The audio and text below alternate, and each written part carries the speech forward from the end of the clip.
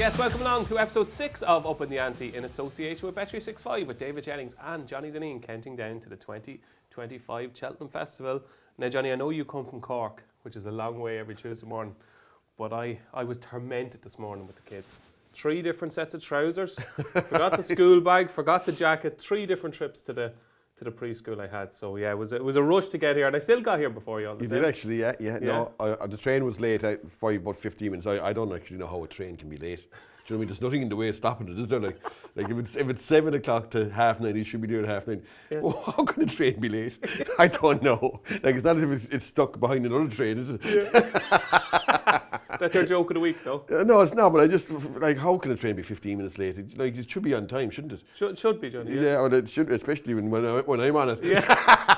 Now, you have a big week ahead, Johnny. He came in this morning and he had the backpack on. I say, where are you going, Johnny? Where are you off to? We're going to Newbury tomorrow, and probably Ascot. Tank permitting Ascot on Friday. We'll see how we get on Newbury first. Yeah. If we have a bad day in Newbury, we might give Ascot a spell. We'll see. You said tank permitting, just chatting to you for a second there before the show starts, and I said, how was your week? And your response was? Oh, bad. Oh, the bad week, yeah. Bad week. Bad. You said bad 4 times there in a row. No, I had a real bad day Friday. 6. Okay. 6 of them, yeah. Well, you could put the 6 Keep of them. going bad. You could put the 6 of them, attach the 6 of the bads to Friday. So we're not going to keep you waiting any longer. It's time for Johnny's week in review. This should be rated 18s, I think, Johnny. Yeah, look, that's parental guidance is advised. Not a good week. No, but look, that's the way it goes. You know what I mean? You have good weeks and bad. But I'm actually having a nasty finish to the year again this year. Yeah.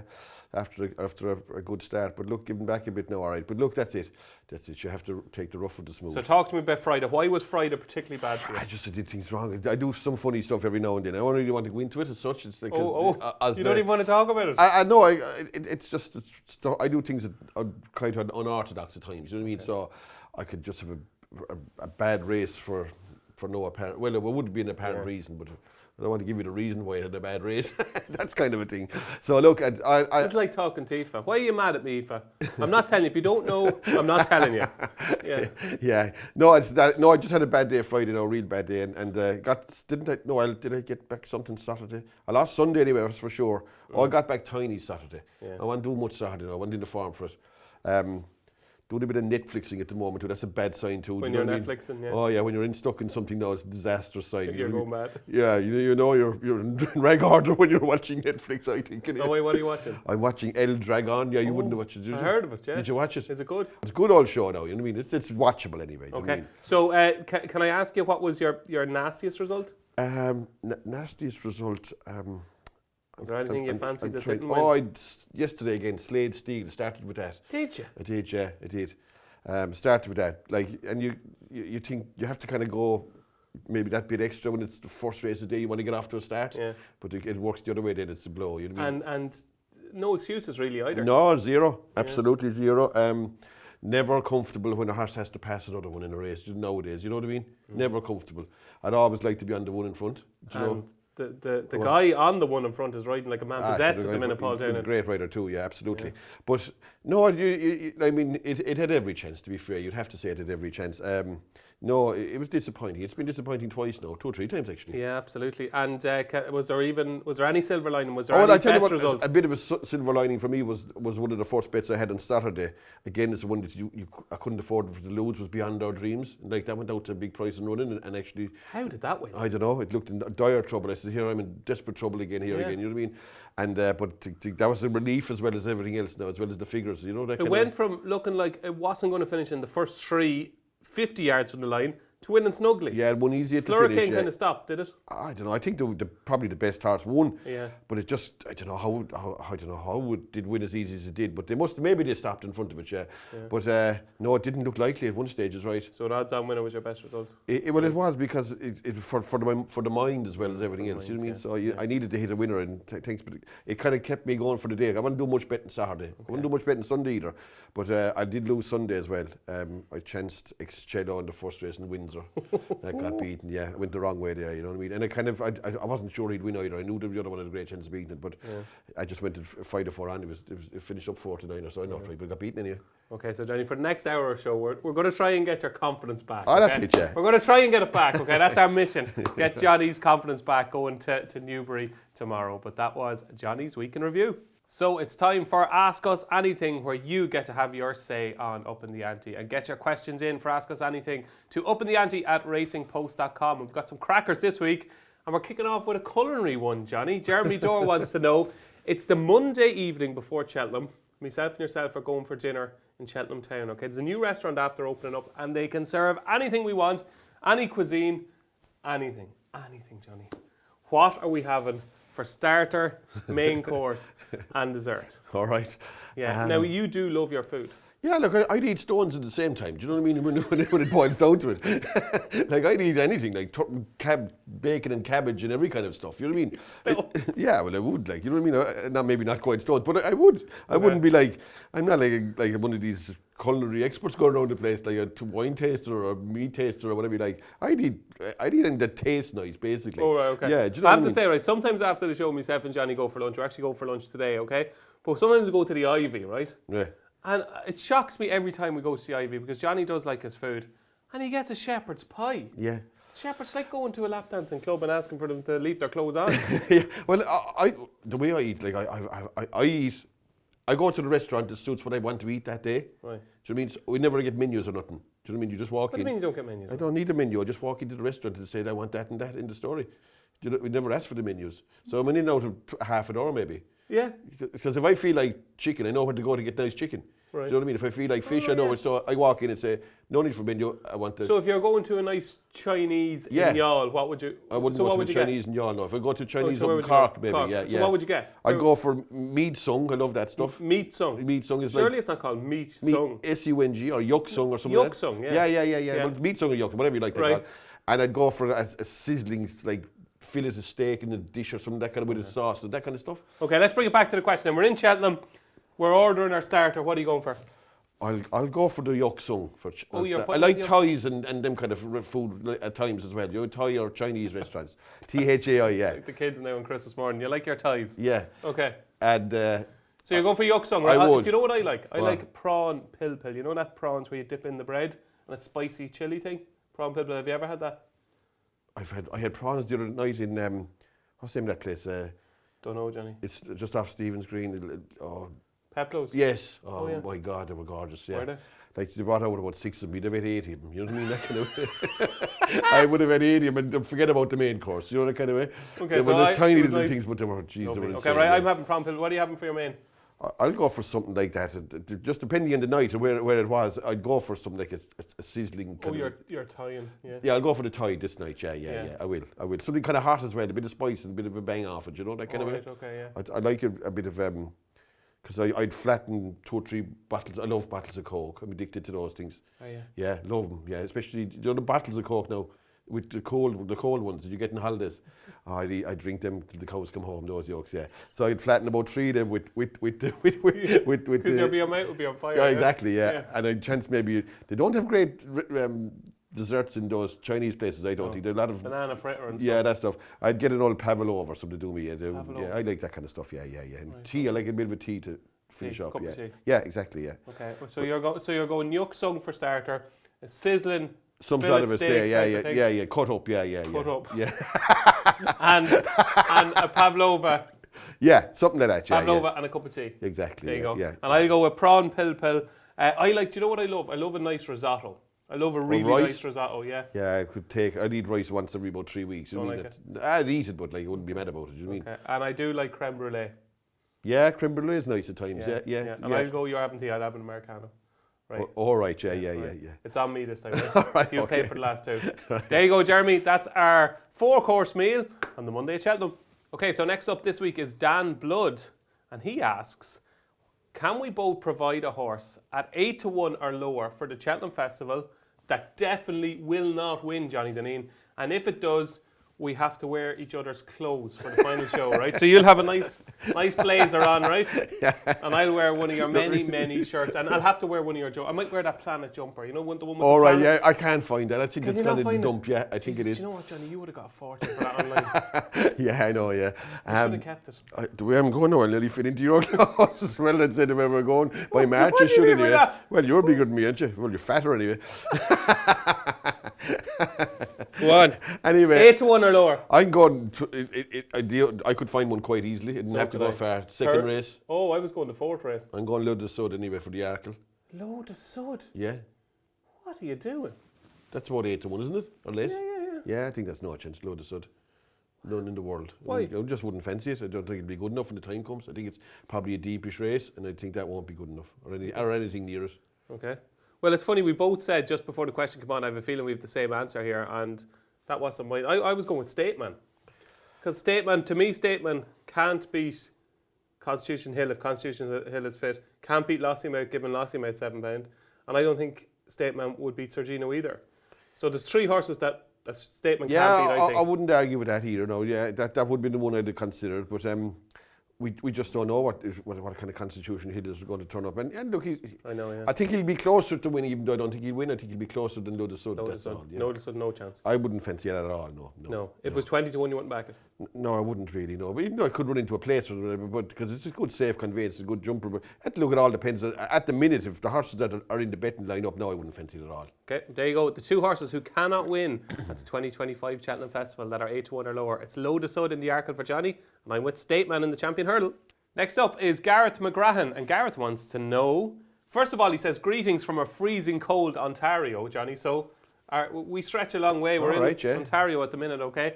And he says, if Johnny Dineen was given full control of the Cheltenham Festival schedule, what changes would you make? Yeah. What changes would you not make? I'd say would have been easier. Yeah, no. Okay, so give us a few. So you're the man, right? You are head of the jockey club. Yeah. So you just decide everything. Everybody loves you because they think you're brilliant, right? Right, okay. So don't question any decisions that you make. Right. Okay, first of all, we go back to the 3 days. But Johnny, what about all the money the 4th day brings in? Yeah, well, you said I have control, don't you? Either I have it or I don't. Back to 3 days, right? Yeah, we could have an Ascot heat meeting the last day. Do you know, that wouldn't be a bad idea, actually. Some Cheltenham light kind of thing. Do you know, they'd like to have, remember the horses that couldn't get into thing, you could have something like that. Because I'm going to leave out a share of races here, they have to do with 3. So what I would... 3 days. What days are they? Are they Tuesday, Wednesday, Thursday, yeah. You're going back to the traditional? Yeah, exactly, okay. yeah. So I'd start off with the Supreme. Oh, you're going to give us the programme, okay? I'd give it the Arkle, the William Hill Chase, Ultima, whatever, Champion Hurdle. Yeah. Then I'd go Ryanair Chase. On the first day? Yes, right. yeah. I'd go Fred Winter. You're keeping the Fred Winter? Yeah, I am. It's something about the Fred Winter, it's a bit of a hurly-gurly race, but I like it at the same time. And I go with the last day, the 2 mile 4 novices handicap chase that they've brought back in. That'd be my card for is that 7? 7, yeah. Right, okay. So the second day, something similar. The first 4 races the same. So that's Coral Cup 3rd race, yeah. So you're going Ballymore, Turner's novice hurdle. What's the Brown second Advisory, yeah. Oh, you did I got it, yeah. After how many weeks? That's a long time, but I got it. Brown Advisory, yeah. I go the 3rd race. Coral Cup, Champion Chase, yeah. Champion Chase, yeah. You have 3 left. I'd go Mayor's Hurdle, but no Grade 1 winner in it. Right, I like that. I'd go Stairs Hurdle. Oh, that's a good card, yeah. And I would go... You keep the bumper. Grand Annual. Oh, the bumper be gone. The first race be gone, yeah. Gone. Joke of race, the bumper. The bumper was put in originally for Irish horses to win. No Irish horse wins it every year. Yeah. So the bumper 7 out of the last 8 bumper winners were either Elliott or Mullins. The only one in the middle is Don't Dream to Share. Yeah. Kylie. Sure, you could have the bumper in Ireland because your English horses don't even contest the bumper as such. So that'll be gone anyway. And on Friday. Right. No, you're Thursday. Or Thursday, the last day. The exact. Triumph, no? Yes, Triumph, County, Albert Bartlett, Gold Cup. Right. And I would put in the 2.5 mile novice chase that they got rid of instead of the Mayor's Chase. Oh, so you're bringing back the non-handicap. I get rid of the Mayor's Chase, and the last 2 races would be the Fox Hunters and the Martin Pipe. I would, just for one amateur race only. One amateur for the whole week? Yes, one of them.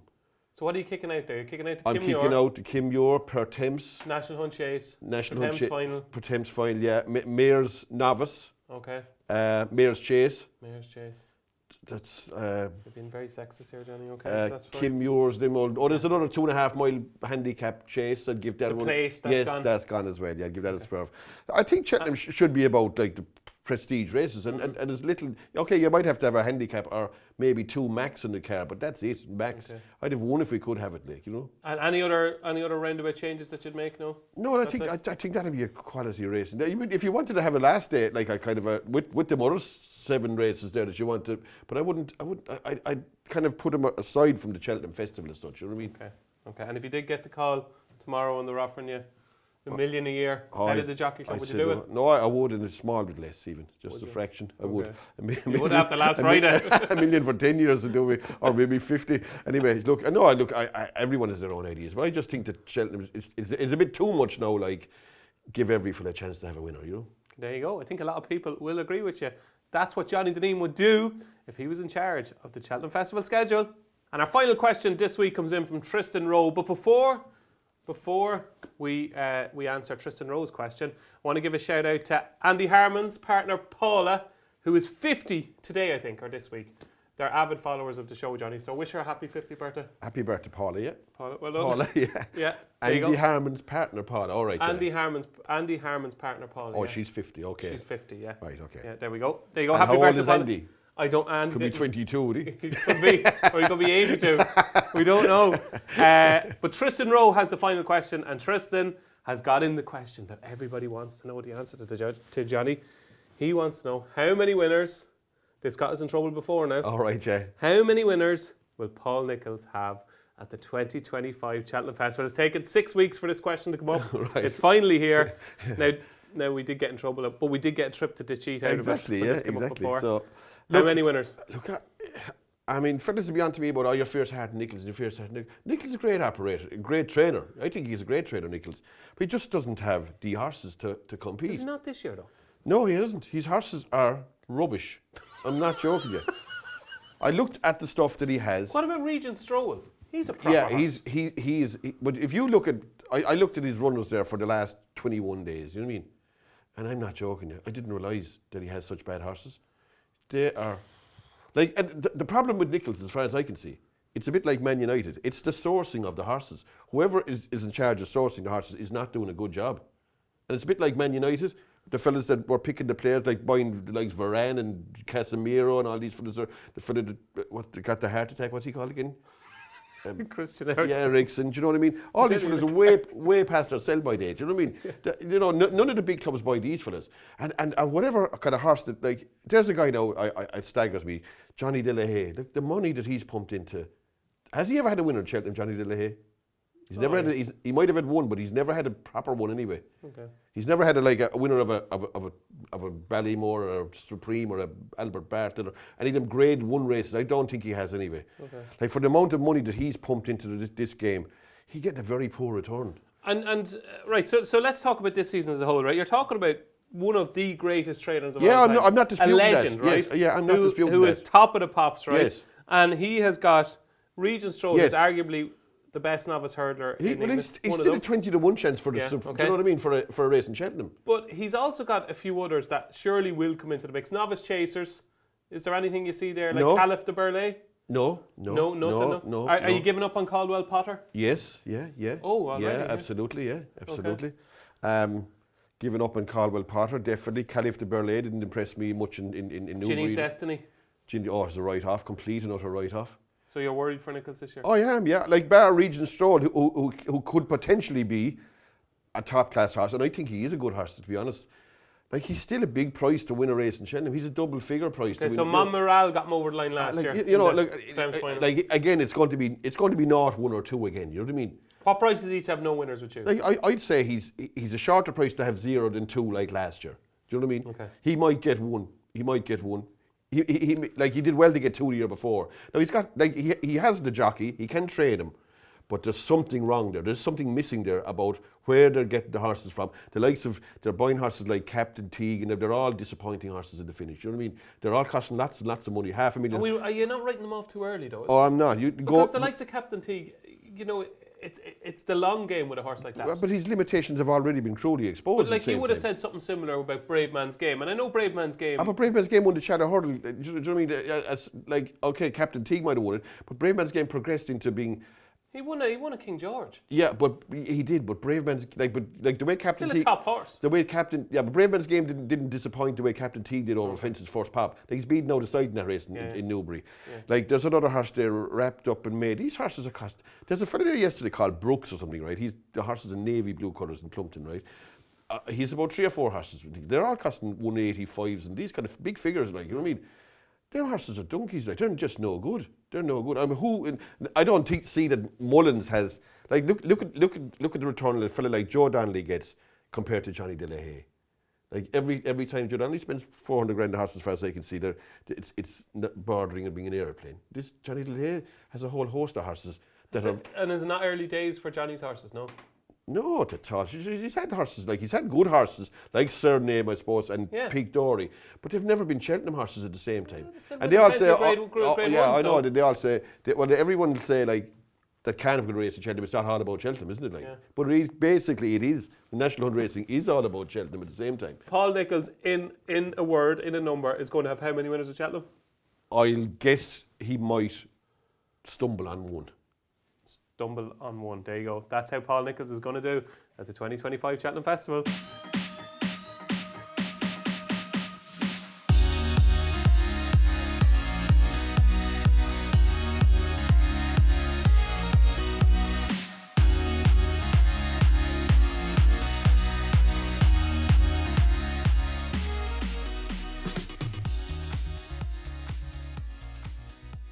So it's start of the week time here on Upping The Ante, where Johnny Dineen counts down his top 3 performances from the last 7 days. Take it away, number 3. Number 3, I chanced your horse, Liberty Hunter, number 3. I thought he was impressive. Thanks. He won well. He won well, and they wasn't a great race, but he's still like a 140 odd horse heading for 150. But he's 144. Yeah, but he's gone up 5, I think, now. Is that all he got, 5? I think he did, yeah. I think He'd win the Grand Annual off 149, would he? He couldn't. If he improved another £10, he could be verging on. Like the champion chase isn't that like hard. It doesn't set that huge a target that you can't get into it. I think you know what I mean. So maybe he could finish up in 3rd in the champion chase. Some of that, who knows? You like them though. I did. I like horses that come from back. Like it shows exactly. That's why I'm not going to put up horses that make the running on or allowed soft leads in this section of the show if I can. And like I didn't put up Majbury, even though he was very impressive. Okay, of course he was, but he did get a soft lead. Of course he did as well. So like a horse that you can see how good they are when they're ridden from off the pace and they can come through and win. I think you can mark their performances up more so than one that's allowed a soft lead. So I'm going to go with number 3, Liberty Hunter. Number 3, Liberty Hunter. Exit number 2. Number 2 was a horse that Joe Donnelly called Kidsboohill in Punchestown last Tuesday. Just another horse that's after appearing out of nowhere. I'd say costs a lot of money now at the same time, but he's not a novice, so he's I'd say he's similar to Anzendam, yeah. Well, Anzendam is to go for the champion hurdle. I'd say this isn't going to be a champion hurdle horse. This is going to be a staying horse. Okay. I would imagine that he's going to be over raced this year and will appear in a novice chase and is going to be a dangerous weapon next year in novice chases. I'd say 3 miles and them kind of trips, because apparently the 2 mile trip was way too short for it. Yeah. So he did well to put away. I know fellas will be saying Archie Cullen must have been second. I was going to say he'd be second to me and you, wouldn't he? But I don't think so. I think Cullen must have did very little wrong in that race. And like he's a 9-year-old off 146, and Kidsboo will put him away a 4-year-old and beat him fair and square. I went toe to toe with him all the way around. Nothing even got into the race.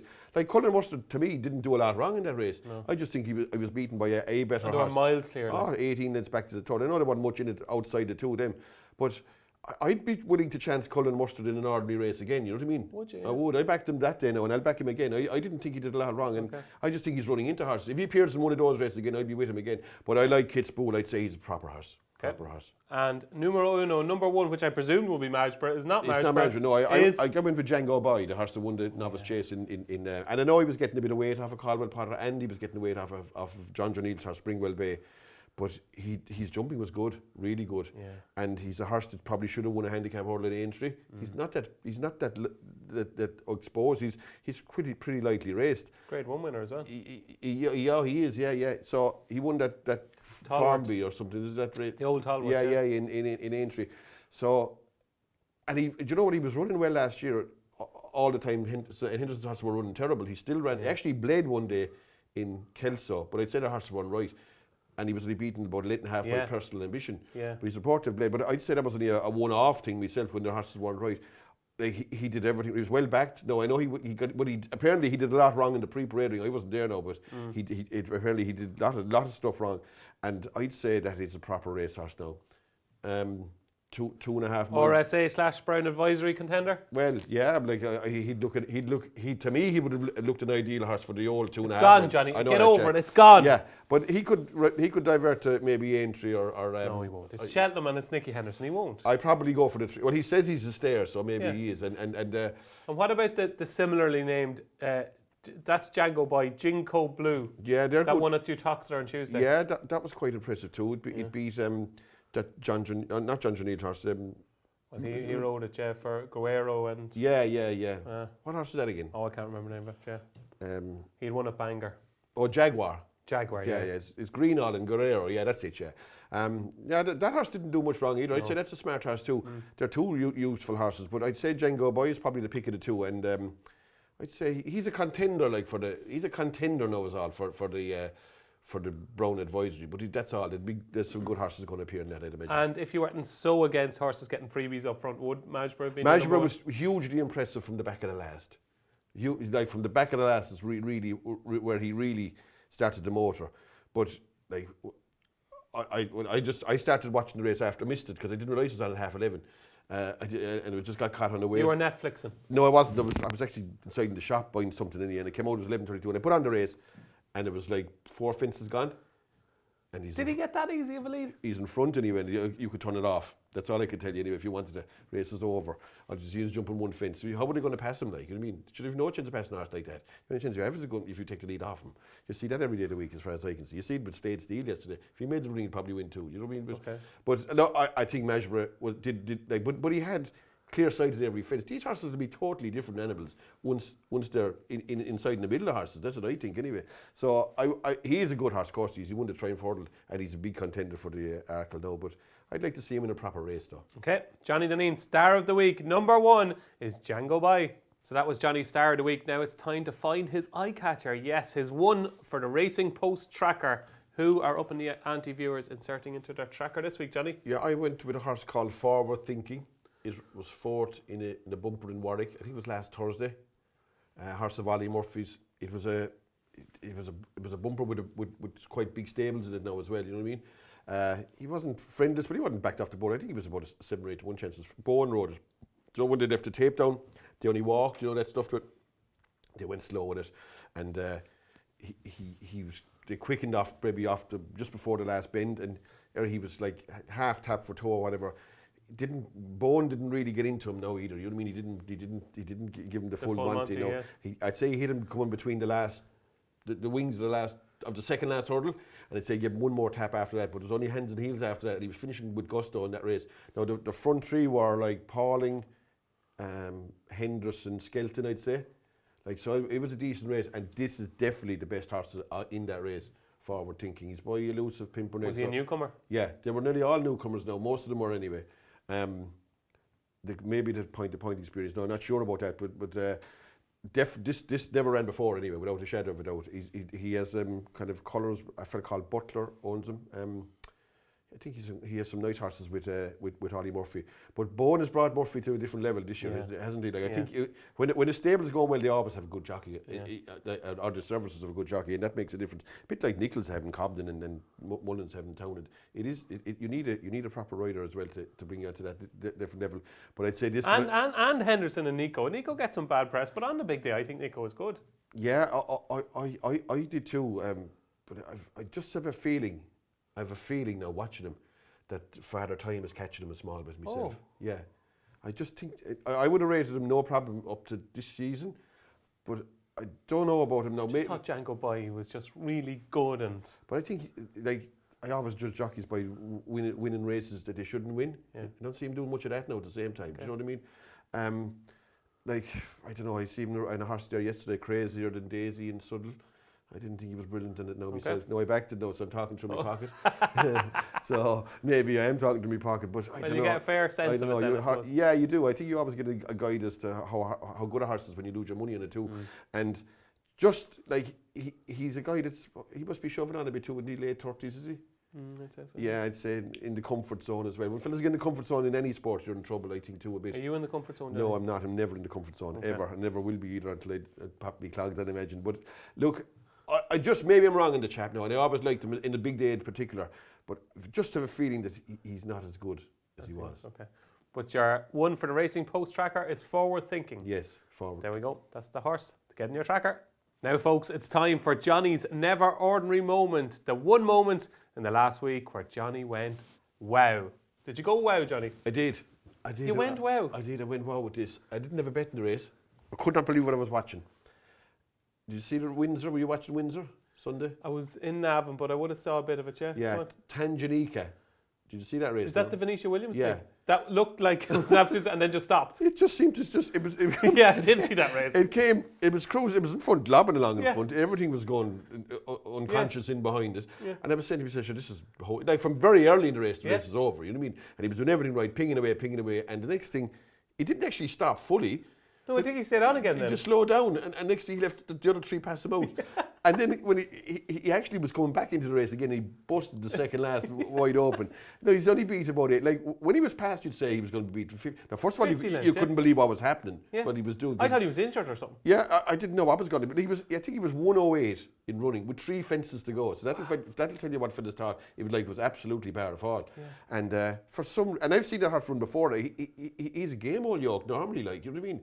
He was running in Chepstow, the depths of winter, he'd stay going forever and ever. It was like, if you were on it, you'd be saying, what in God's name is going on here? You know what I mean? But he did something funny for a reason. I don't know what it was. He just he didn't actually stop fully, but he went from doing 50 miles an hour to about 12 miles an hour for no reason. It was like you going up the chat up a one in a nightclub, right? And you flying, going, and next thing, seeing that she's a boyfriend, and then going. It was like that, though, telling your pal that, look, she's watching again. I'm telling you now, you're okay. And you know he's a million to one, you know what I mean? Next thing he goes up, no good. She's looking at you now. Don't look over. So that was your Tanganyika? Yeah, I couldn't get over it. No. Yeah, it was utterly bizarre. It was amazing what actually happened. Like if you backed it, you'd be saying, what is going on here? Just stopped, yeah. Yeah, it did. But like if it stopped and stopped fully, you'd say something. But it stopped and kind of started running on again. I don't know what it was doing. I didn't like Windsor though. Didn't like it at all. I didn't like it. Didn't like the makeup of the place. Didn't know what was going on there. Yeah, the one thing I will say from watching it was very hard to know how long was left in the race. Because they were going the wrong way and they were quickening. Yeah. You're saying they have to come back around. Do you know what I didn't like about it now? The hurdle track in particular. I backed the first ex-Cello, right? And he jumped, your man says this is the third last, and he's going real well, cruising along in front. The man is niggling away a mash into it. So I mean, this is bolted in anyway, so I'm in business. So the next thing, that's the third last, he jumps. So I looked down on the screen, it says 7 furlongs to go. I said, oh my God, the race is halfway. Yeah. So there's a huge gap from the third last to the second last. Yeah.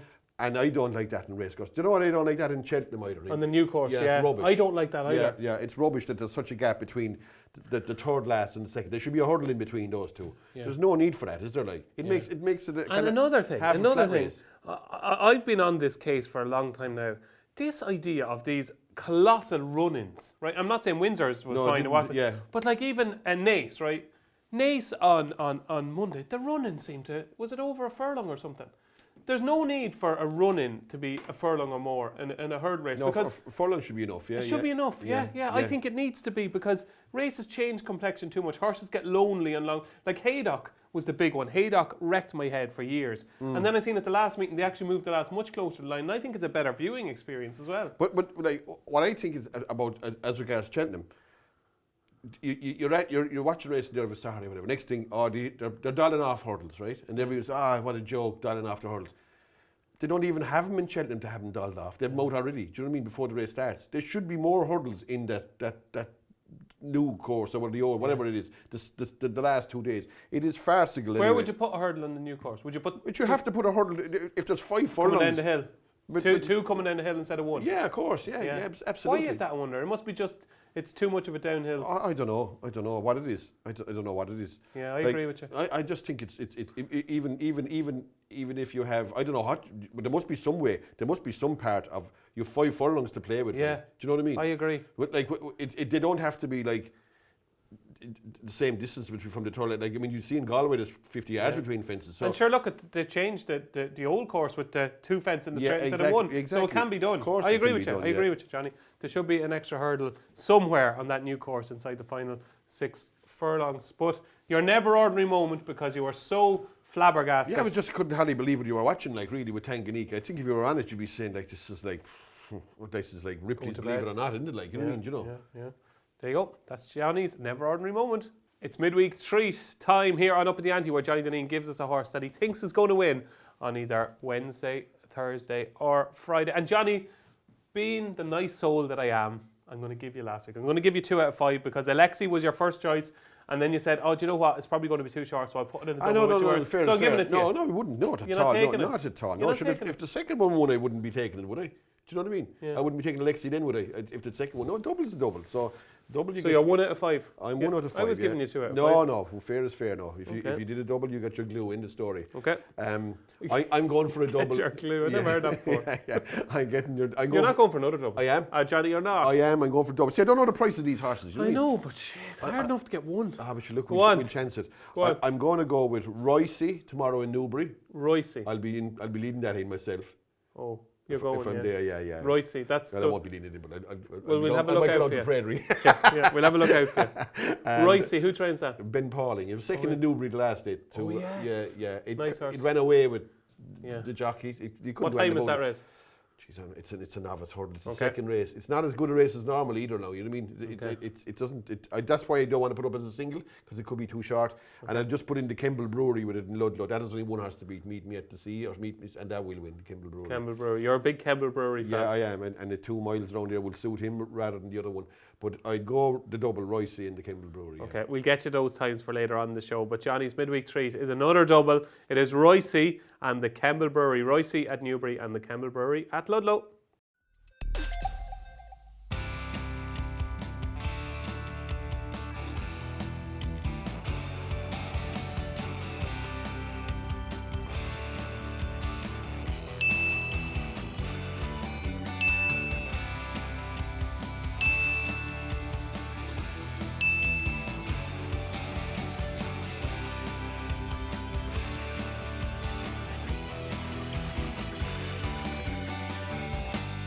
Now, folks, it's time for What's Happening This Week, where we preview the big races coming up on your screens.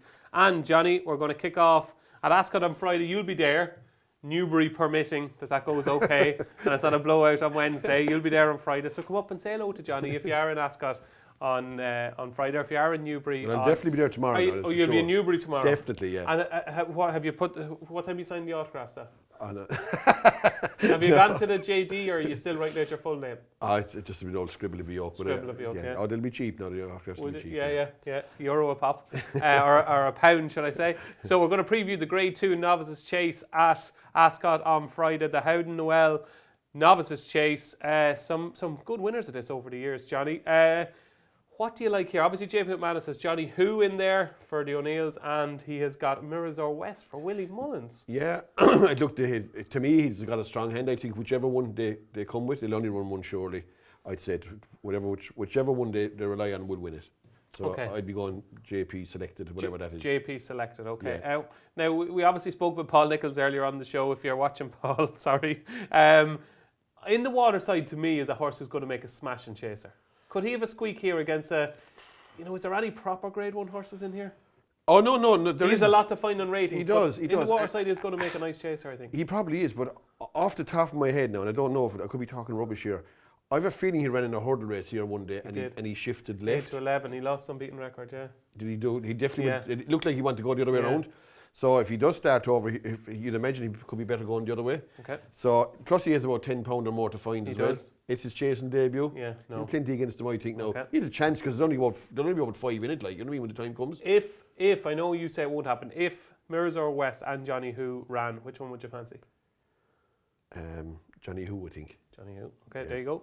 That is the Grade 2 at Ascot on Friday. On Saturday, 3 races kicking off with the Howden Long Walk Hurdle. It's a Grade 1, the last Grade 1 before Christmas, Johnny Dineen. Wide open race. Have you got a strong fancy? I do. Oh, yes. Very strong fancy. Very strong. Yeah, very strong fancy. What is it? Strong leader.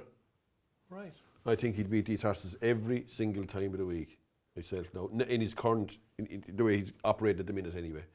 I don't think these are great myself. Right. And I do think that Ascot will suit him. I don't see any danger, to be honest. The Wall Park, Crambo, Langerdan. I don't know. Should he beat Langerdan? And Langerdan has no chance this time of year anyway. Mon Morel, is he in it? No, he's not even in it, is he? Or is he in it? No, Blue King Daru. Blue King, I don't know. The Wall Park's coming out of handicaps. Yeah. I wouldn't fancy that. Crambo's last two runs are horrific. Crambo go well fresh though. Yeah, I don't know. The two who interest me now, I'm a bit scared. Right. I'm actually a bit. You're actually I know I might be wrong. You're going to hit me here. I'm not. The two, like Crambo to me, obviously fell away last season, but the way he started the season, won the race last year, I thought he looked overpriced. And Johnny, don't give up on Langerdan. Like, I'm telling you, right? And I know people would say, it's the wrong time of year, which is fair enough. I think he will be better in the spring, okay? But it was just a complete pipe opener, I thought, at Newbury. It was like, and you know what? He actually got his second wind after that. It looked like he was going to finish tailed off, beating 40 lengths at one stage in between the last two. He actually stayed on again to pass the third horse. He was rated, I think, 28 pound lower than him, which he should have done. But to me, Langerdan is a player in this discipline, in the Stayers Hurdle. I'm not saying he's going to win on Saturday, but I think he could run really well. And I think he's a player in March. Yeah. It's all right, you can disagree. I don't actually. Yeah, no, that's fine. I do disagree, and I don't think he's going to be playing match. I just think, like, strong leader is just come of age, if you know what I'm saying. Absolutely. Like, and he's there's more solidity to his form now. Yeah. And he was a slightly maybe inconsistent, but like if you go back to his 2 mile like novice form, he was second in the pocket, like, you know what I mean, in Aintree. Has cracking form for a horse that stays 3 miles really strongly. Okay. I just think he's a horse that's in the right his base or whatever you like to call it, and I'd fancy him. Okay, moving on to the Silver Cup, Johnny. Silver Cup. Yeah, I looked at this big handicap chase. I'm going to go with one that's slightly out of left field. I'm going to go with a horse called Haloy Bella Barbier. That's probably not what you call it. Say that with a few coats. Yeah, your man Chally trains it anyway. Chally. What is his name? Yeah. I don't know what his first name is. Alexis or? Willie buys a good few horses from him. Yeah. Chally anyway. So what do you know about this Olivier Giroud? I looked at his form and he's got loads of. He maybe struggles to win. But the French horses have been performing well in England. Yeah, Jet Blue was very impressive on Saturday. And the horse that they ran in the Hennessy ran well too. But I don't know who rides the horse. I don't know who rides for this Chally guy. But if you look at his form is tied in with Lozenge Blue and Hermé Boy. They're the best best horses in France. I think he's running here off 139. He doesn't look overly taxed off 139 to me. And I'd say double figures. I have a feeling he'll definitely be in the first three. Whether now. He has lots of place for him, seconds and thirds and that. And he's a divisor on the last time. Maybe he doesn't want to win, but I do think that he's a crack in each way bet, and he's double figure odds. I'd say he's a chance, definitely. Oh, you're being very, very confident today, Johnny. I like this now. Yeah, I have exactly. To say. Why Your not? confidence is back.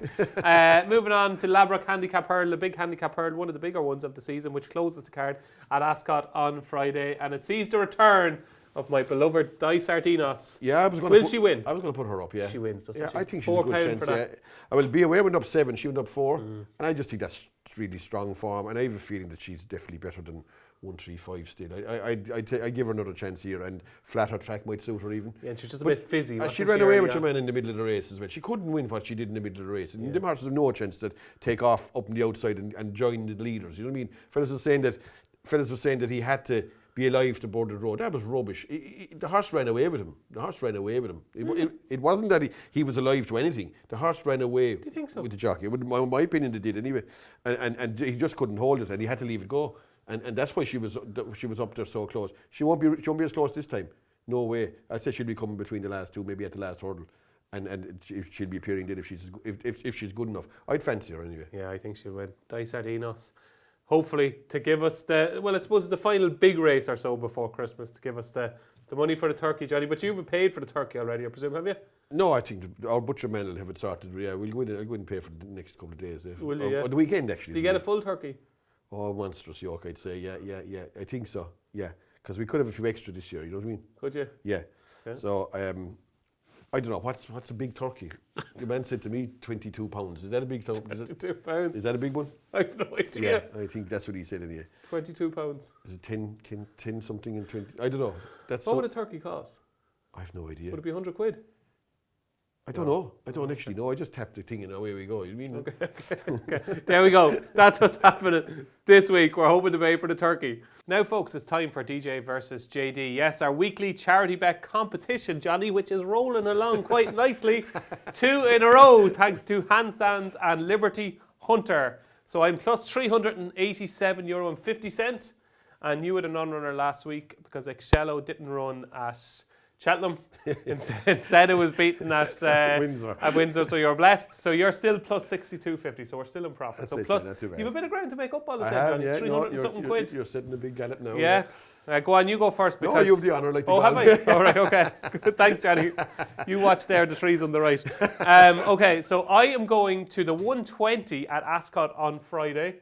A horse trained by Joe Tizard called Not So Woolly, who I think can win this maiden hurdle. It was third in a really good race at Lingfield. It's worked out really well. It's hard to know one if Ben Pauling has won since. And Meccaina was second, and Meccaina has won since as well at Lingfield and beat a good horse as well. Not So Woolly to me. I came away that day thinking this Not So Woolly is every bit as good as the horses in front of him. And just things didn't go right from the second last. Was kind of on the inside, had to pull out. And it turns out he was running against 2 really good horses. Rated 115. It probably needs to get to a higher level, but I think this is an improving young horse going places. So Not So Woolly in the 120 at Ascot on Friday, and I've been reasonably confident, Johnny, of trying to get 3 in a row. Not So Woolly, 120 Ascot, Friday is my 50 quid this week. I'll chance strong leader. Well, I thought you were going to. Yeah, I will. I'll have to go with that. That's the 3 o'clock, is it, Ascot? Yes. Long walk hurdle, whatever that is anyway. No, I think it's 225, I think. Is it 220? Well, whatever, yeah. It's long walk hurdle. Yeah, I'll go with that for sure. Yeah. It is 225 actually, it is. Okay. It is. 225 long walk hurdle at Ascot on Saturday. Johnny is very keen on strong leader. He's having 50 quid, and that is DJ versus JD. Now, Upping the Ante viewers, this is the moment you have been waiting for. After weeks of tumbleweed, Johnny Dineen is finally going to put up another horse. Yes, it's the festival squads where we pick a horse, or don't pick a horse some weeks, but this week we're both picking a horse for the 2025 Cheltenham Festival. Poor El Sainz Victorious was getting very lonely, Johnny. That's right, He's been training on his own. He's been doing laps of the pitch, nobody to train with, but you've finally got a partner for Sainz Victorious on your Cheltenham Festival team. Yeah, Take it away. I said I was going to put up one last week. Have you stuck to your word? I didn't want to, but I know they'll kill me if I don't put up one now. So look, I'm going to go with In the Pocket, even though a lot of people guessed on Twitter it might be In the Pocket. Yeah, it is. And okay, Majborough is a bit of a spanner in the works now at the same time, especially with the same owner. So before you give your case, In the Pocket 10-1 with Bet365. It's a boosted price on their site for Upping the Ante viewers. So you'll see that 10-1 In the Pocket boosted for Upping the Ante. Johnny, make your case. Look, you've 5 weeks to make this case, so it better be good. I had it in my mind to put him up anyway all along, but okay, the appearance of Majbury is worrying. You'd have to say it is, and you could have the likes of Ballyburn in its the Firefox, Loaded Soda, who I don't really fancy, but it's a hot little race, very hot race right now it is. But you'll see in Naas, I'd say the 3 of them could run against each other. It's possible. Ballyburn, Majbury, and In the Pocket. There's talk of Ballyburn going to Kempton, isn't there, for the Wayward Lad? For a 2-mile race around Kempton? Yeah. Is there, yeah? Yeah, it's. I read where he was going to England, but that was the last place I thought he'd have turned up. No, maybe, I don't know. I'm only guessing. Yeah, look, I don't either. But In the Pocket can only go left-handed anyway, isn't it? But that's what they're saying. So he won't be anywhere bar. He can be nowhere bar Naas anyway. And I'd say it looks the automatic place for Major. Do you know who sponsors it, Johnny? Ante-Post. Yeah. But it was a big loss to take that race away from Leopardstown. I think it was a huge loss anyway. I don't know. I definitely thought that was a foolish thing to do. But anyway, look, it's just delayed now, really, isn't it, for a week or whatever? It's lost its grade 1. It's gone to grade 2. Yeah. But anyway, listen, they're both similar tracks as well. But that's probably going to be a place where these 2 or 3 of these will meet. Yeah. And I'd still rate In the Pocket as a top horse. Why? I just think that he was always going to be a chaser. Even what he's done, second to Facile Vega, having a look in Navan, then comes along Farn Glory, beat it 15 lengths at the same time. You know what I mean? Yeah. Like he winning an Aintree, he a class horse in the pocket. I think he is. And who won his Supreme? Who won his Supreme? He was only fourth anyway. God, it's only 2 years ago. How can we never? Go on, keep talking. I'll remember. Go on. Who won his Supreme was it Marine Nationale? Yes, yeah, it was. Okay. It was. So look, I do rate In the Pocket as a top horse, and starting to think that the novice form from last year in great. Yeah. And beating the likes of Tully Hill, I think In the Pocket would smash up Tully Hill myself now, to be honest. Yeah. And that other thing, Asian Master. Yeah. Like, I don't think Majbra achieved as much as people think. Okay. I would be sluggish about Ballyburn. But Slade Steel is the only horse Ballyburn ever beat as well on top of that. Do you know what I mean? So there's a slight question mark about his form now all of a sudden as well, because the Supreme Novice form looks awful now all of a sudden. So we have obviously the winner of the race, Slade Steel, Mystical Power. Yeah. Mystical Power was beaten in the fighting fifth. Firefox was still beaten in the Drinmore. He was. And Asia Master was beaten. Yeah. Like, the Drinmore wasn't a great race in my opinion anyway, and he still couldn't win it. But he'll be ridden differently in Nace, Johnny. He will, yeah, but I don't know. I think these are... Look, your man is kind of a second season novice as well. I know he only ran once, but I just think his form, novice form from the year before might be better than these. Look, I'm willing to chance him anyway at 10 to 1. Does the setback worry you from last year? Well, if horse gets set back, it can always get him again. Yeah, that would be a bit of an... And you obviously Mark Walsh is going to have a pick, but Rachel Blackmore's ridden In the Pocket quite a few times anyway, so that would be the natural thing to leave her on that and belt away. Look, I 10 to 1. I think he's worth a stab. And last week you spoke on the show and you said you had to find out a few things just to make sure he's okay. Have you found out that he's okay? A fella told me that I would rate that there's nothing wrong with him anyway. Yeah, that he's fine. Okay. So it's just that he's been kept for. He's not going to be out around Christmas, so he's going to go straight to Nace. I'd imagine that's all going well. Look, maybe he won't be good enough on the day, but I do have a feeling that he's a top horse myself. Okay, there you go. Johnny Dineen, his latest pick for his festival squad is In the Pocket at 10 to 1 with Bet365 for the Arkle Novices Chase at Cheltenham. You're up and running now, Johnny. Two on the board. Yeah. Look, I looked at the novice races. I wanted to pick something else in the finish, you know what I mean? But I couldn't find one. Okay. I think we just don't have enough of pieces of the jigsaw to pick one. And you have about 7 of them already. I know, I have another one. I've said this is my 6th now. I'm getting them in. But I think it's all about timing. And in a similar way with Sergino for the Champion Hurdle, which could end up being a terrible pick if he goes over fences, but he was good in the fighting fifth. But just timing, and I think this is the time, Johnny. I'm very scared. I can't even get the words out of my mouth because this week I'm putting up Langer Dan for the Stayers Hurdle. Right. Well, you can always knock one out as well. You know what I mean? You have that option, don't you? Or one or two. Yeah. Thanks, Johnny. Nice initial reaction. Look, with Langer Dan, I just went through the Stayers Hurdle, right? And first of all, he's the highest rated horse in the Long Walk Hurdle, right? On Friday. On Saturday. I think you will see a different performance from him on Saturday. And I don't think his run at Newbury was as bad as it was made out to be. And obviously Dan keeps saying that he's a spring horse and he's very hard to train in this time of year, which I would believe, because I think he's only a small horse and he seems to be better when the spring comes. But he's a different horse this season because they can't go for the Coral Cup again, and he will be trained for the Stayers Hurdle. And you just go through the market, Johnny. It was really when I went through the market, and obviously Strong Leader is a chance, and Tehupa is going to be very hard to beat. Yeah. But when you start going through the rest of them, half the market is chasers. So half the market with Bet365 at the moment is basically horses who are running over fences at the moment, and stuff has to go wrong for them to fit into this race.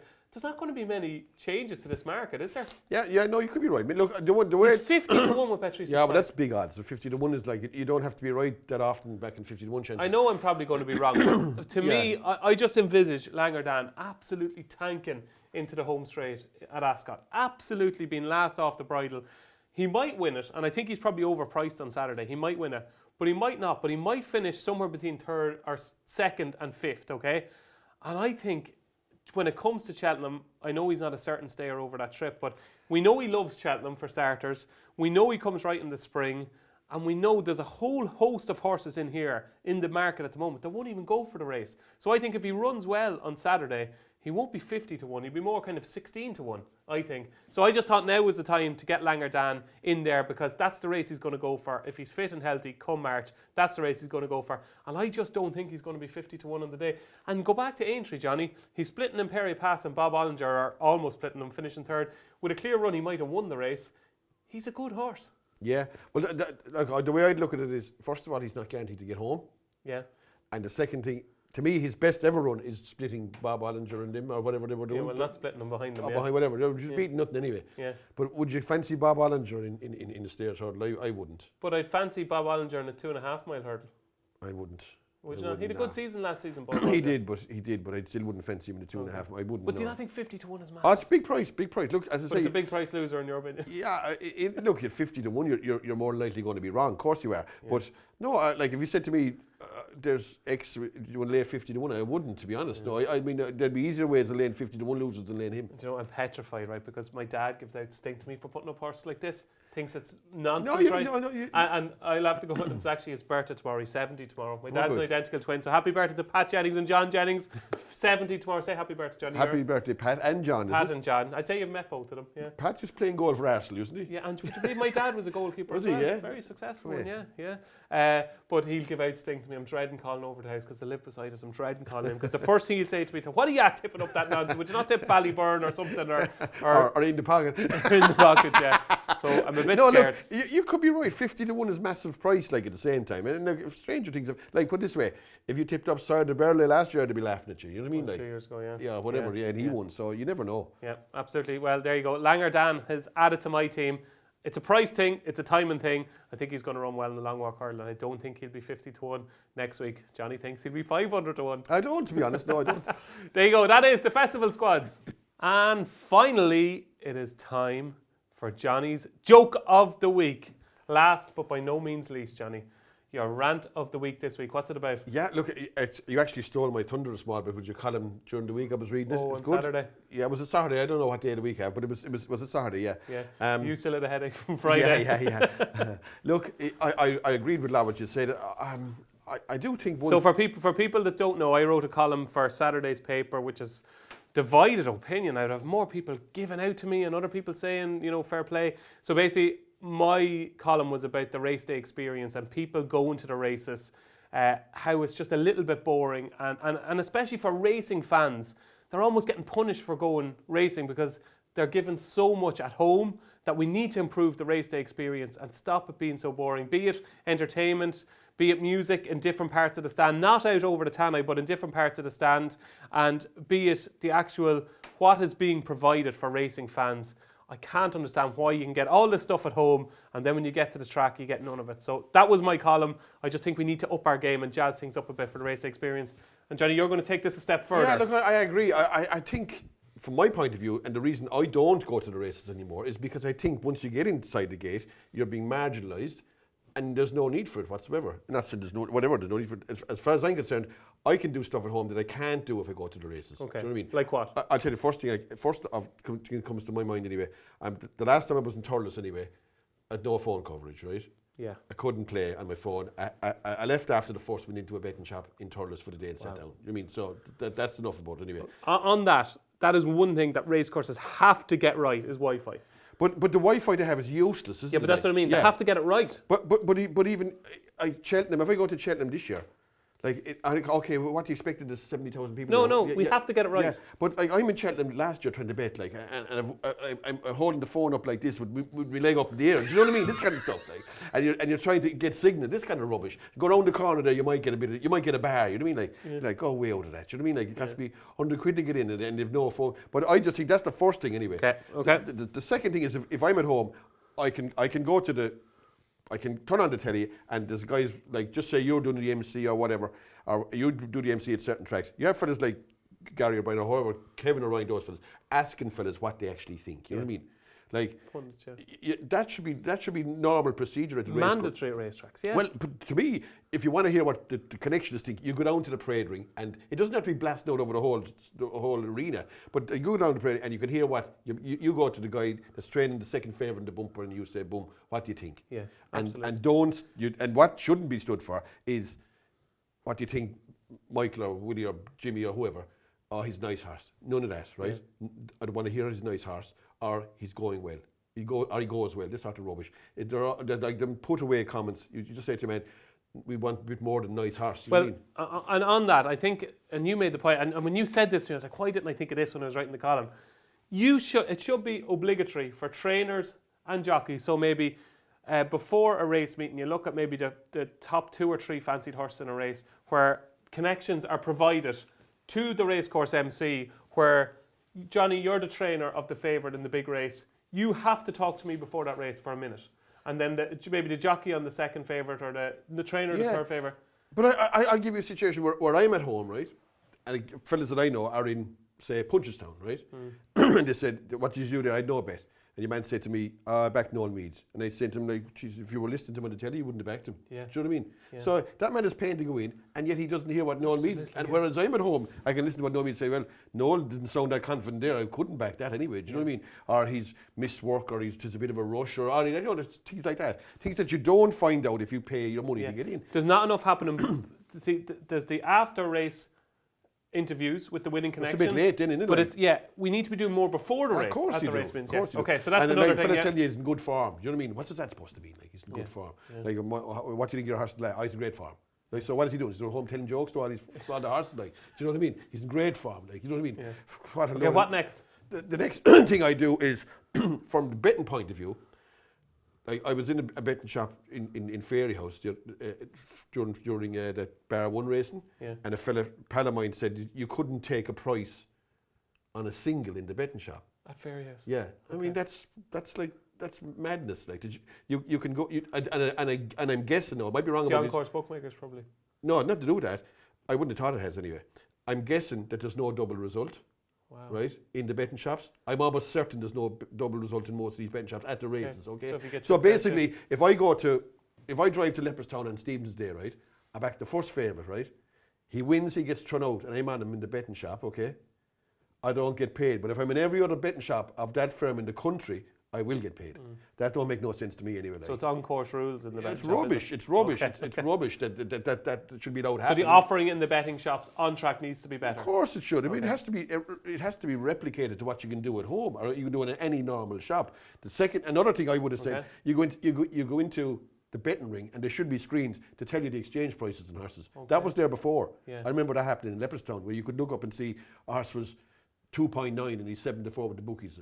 But if it's 3.6, you don't want to be taking 7-4 at the same time. Do you know what I mean? Yeah. It's a guide for everyone, really. Yeah. It's no harm. And I think the bookies stopped it because it was half showing them up, maybe, that the prices were so much bigger than the prices they were going. Yeah. But I don't see anything wrong with it. Okay, if a horse is 25 to 1 and it's 40, but it's probably 40 for no money anyway. Do you know what I mean? So I think people understand that. But in the shorter price ones, there's very little difference a lot of the time anyway. So I think rather than rooting for your phone every second minute, what price is this, what price is this? Have exchange prices showing in the betting ring. Okay. Yeah, I do. I think that's another huge thing. Okay. Anything else? What else would I have thought to say? There was about 5 things. I'll just have one quick peek there. You're allowed to peek. You're allowed to peek, Johnny. Go on. Oh yeah, the last thing is it's a major thing, and especially the weekends. I do think that there should be maybe a sports bar in these places. These are big places, arenas too, like Leopardstown Fair. They're massive places where you have a sport where every sport that's on, you can go in and watch it. Great shout. If you want to watch it. So basically, if you want to watch Man United, it's on the telly.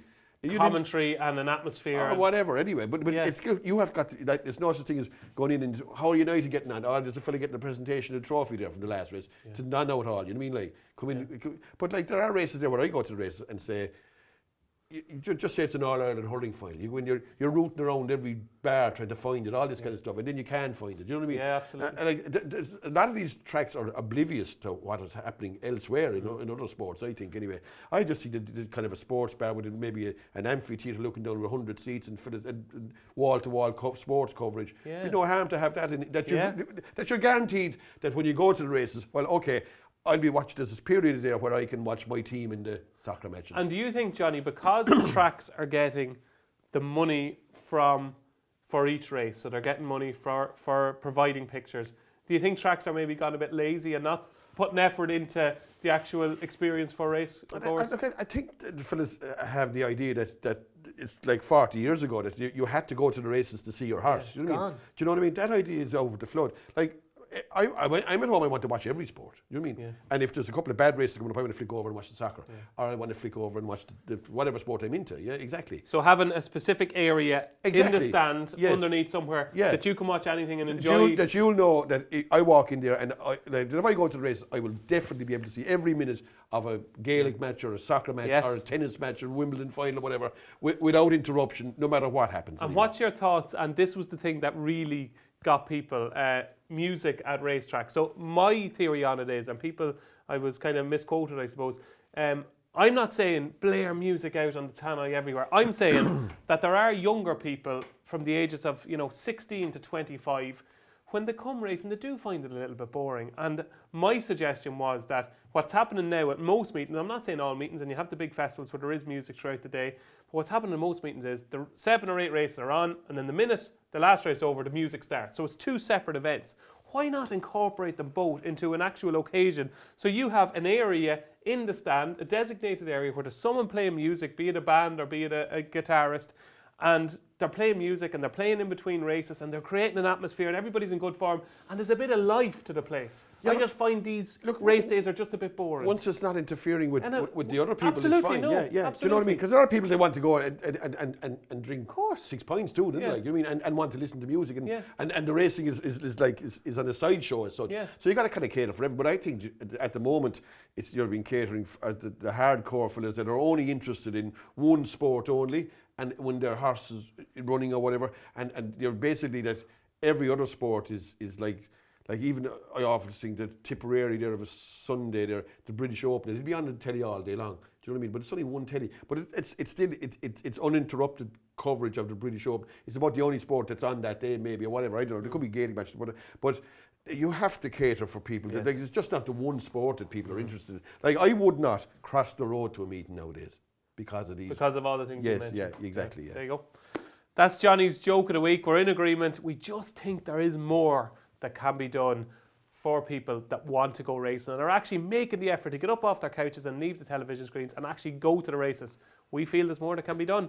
Are we right or wrong? I think we're right. Yeah, exactly. I don't know what kind of response that'll get now, but we'll see. Pelted, so we will, Johnny. Anyway, that is Johnny Dineen's joke of the week. So that is it, folks. That is it for episode 6 of Upping The Ante. Thanks for watching, and we're back with you with a Christmas treat next Monday, December 23rd. We'll be with you at 6 o'clock. Set your alarm. 6 o'clock next Monday, not Tuesday because it's Christmas Eve. Monday at 6 o'clock, where we will be previewing all the Christmas action, and we'll have all the declarations for December 26th, including the King George and the big Racing Post long distance chase at Leopardstown. Great day, December 23rd, when the decks came through, Johnny, isn't it? It is, yeah, it is. I really love that when they start to come through as well. Yeah. When you're looking and you see these horses that you haven't heard of in ages appearing in the maiden hurdle in some place like Huntington. It's a certainty. And we're going to drag you back, and you never know. Johnny might put up another tip for Cheltenham next Monday. Sure, it maybe. Depends on what happens the weekend. You know what I mean? Yeah. You never know what's going to happen. There's horses appearing out of nowhere now. That's our English, our French horses, and every kind of stuff. You know what I mean? So how shocked would you be if we came in here next Monday, right, and Langerdan was 4-1 second favourite for the Stayers hurdle after winning the long walk? I'd have to say I would be shocked. I would. To be fair, yeah, I would. I don't see him as a winner, but look, you never know. But look, as you say, there's probably only one race for him, Cheltenham. Busy week for you this week. Yeah, well, I'll be in London from Tuesday, Wednesday, Thursday, Friday. Tonight and into Friday, yeah. She's a lucky woman that way for you. Yeah, she's poxed. I told you that before. Anyway, so the next thing is... And when you're telling her you're going to England this week, the week before Christmas, how does she react to the news that you're going over? She doesn't mind. She'll be happy out, you know what I mean? She'll be happy out. Look, she doesn't mind. I'm not going to be doing that out of the way anyway, you know what I mean? So look, she'll be happy out. Will you bring her back something? I might do, yeah. We'll have to... Are you the type, if you go away on a flight or something and you're coming back, no matter where you are, that you will bring her back a present? Oh, no. Like, do you know when the fellas come around the duty free? Not a hope. Never in my life. She's a lucky woman. Yeah, no. I might buy her. I'll have to go to Cork on whatever day, Tuesday, Christmas Eve. Yeah. I'll buy something there. That'll do. But I'll hardly have time for shopping now. Do you know, I'm only there for a fleeting visit anyway. You're only there for 4 days, yeah? Yeah, going to race meetings and enjoying yourself. That's all.